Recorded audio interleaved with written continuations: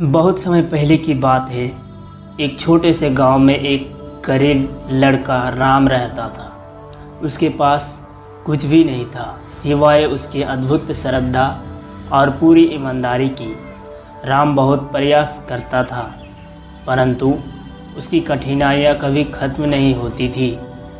एक दिन गांव में बड़ी भयानक आंधी आई। लोग भगवान से रक्षा के लिए प्रार्थना करने लगे। राम भी उनमें शामिल था, परंतु वह निश्चित था क्योंकि उनकी विश्वास थी कि भगवान उसकी रक्षा करेंगे। आंधी गांव के सभी घरों को उड़ा दी, परंतु राम के घर को छूने से पहले ही आंधी थम गई। राम हैरान होकर बाहर निकला और हरियाली से भरी धरती देखी। उसने समझा कि यह भगवान की ओर से एक संकेत है कि वह हमेशा उसकी रक्षा करेंगे। इस कहानी से सीखने का संदेश यह है कि हमें भगवान में विश्वास और श्रद्धा रखनी चाहिए, क्योंकि वह हमेशा हमारे लिए अच्छा ही करते हैं, चाहे हमें यह समझ में आए या फिर नहीं।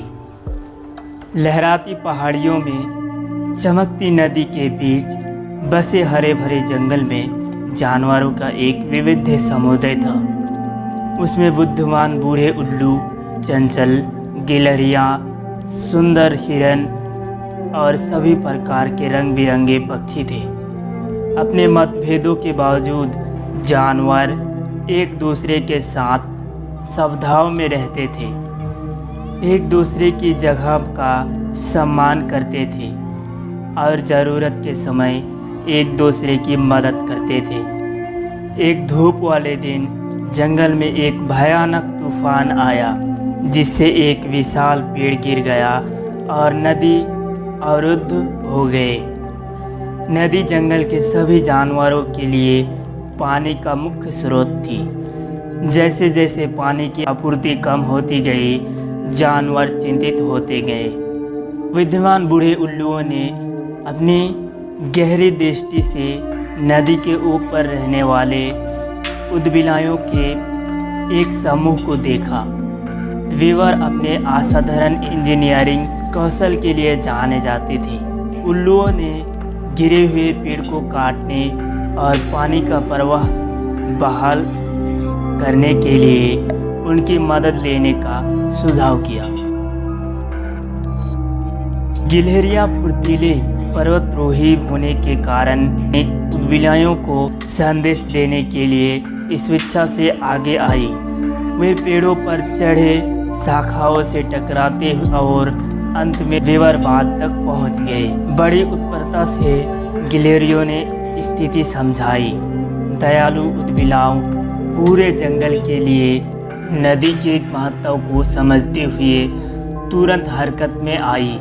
अथक परिश्रम करते हुए उन्होंने गिरे हुए पेड़ को काटने और नदी का रास्ता साफ करने के लिए अपने तेज दांतों और मजबूत पूंछों का उपयोग किया।